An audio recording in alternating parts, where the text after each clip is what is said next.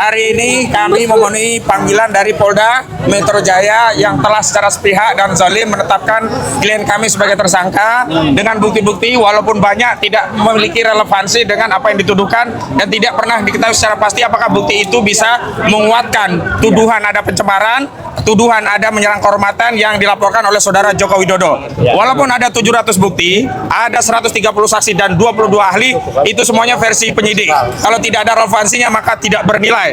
Hari ini yang harusnya segera ditahan adalah Firly Bahuri yang sudah 2 tahun lebih sudah tersangka. Tetapi Polda Metro Jaya tidak melakukan tindakan apapun. Karena itu hari ini kami yakin klien kami pun tidak akan dilakukan penahanan sebagaimana Polda tidak melakukan penahanan terhadap Firly Bahuri. Kami hadir, saya Dr. Ismon Sianipar dan juga Dr. Tifa yang sudah ada di dalam bersama para kuasa hukum kami dan para mak-mak dan juga supporter, ada juga dari Muhammadiyah yang juga membersamai ya, yang baru mendampingi kami dan semua yang ikut ya hari ini mengucapkan terima kasih dulu atas kebersamaannya. Dan kami ini kenapa saya harus mengucapkan terima kasih? Karena kami hadir bukan mewakili pribadi.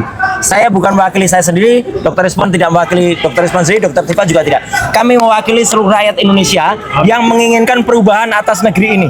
Ya, negeri ini sudah lama lebih dari 1 dekade mengalami suatu rezim yang sangat jahat, sangat bengis, dan utamanya adalah apa? Yang telah menggunakan segala cara, menggunakan segala daya, termasuk ada penggunaan ijazah palsu yang kemudian tidak berani terbongkar sampai dengan sekarang. Dan kami ini juga untuk menegakkan kebenaran. Jangan sampai Pak Prabowo Subianto sebagai presiden yang ada sekarang mengulangi kesalahan yang dilakukan pada rezim yang lalu yang telah mempidanakan ya 2 anak bangsa yaitu Bambang Trimulyono dan juga Gus Nur ya. Masa rela Pak Prabowo malah menambah dengan angka saktinya. Pak Prabowo kan suka angka 8 ya. Masa di rezim Pak Prabowo tambah 8 lagi yang akan dipidanakan.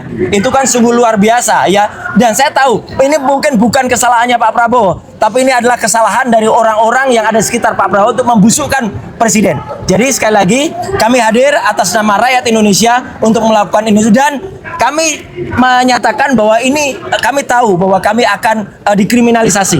Dan kenapa kami tahu? Karena apalagi setelah saya, Dr. Ismon dan Dr. Tifa itu udah merencanakan akan menerbitkan buku yang kedua. Buku yang kedua judulnya ada Gibran Black Paper. Dan itu terbukti dengan saya pulang minggu yang lalu dari Sydney dan membuktikan bahwa Gibran memang tidak punya ijazah SMA. Ya, SMA-nya tidak hanya SMA luar negeri, tapi bahkan kalau diserahkan dalam negeri. Dan ini yang semakin buat panik dan kemudian justru ini adalah langkah kita untuk semakin menegakkan kebenaran. Saya kira itu dan nanti Dr. Ismon akan menunjukkan apa yang sudah kami rencanakan dan insya Allah dengan doa dari teman-teman semua dengan memohon ridho kepada Allah Subhanahu wa taala, ayo kita tegakkan kebenaran di negeri ini. Merdeka! Merdeka!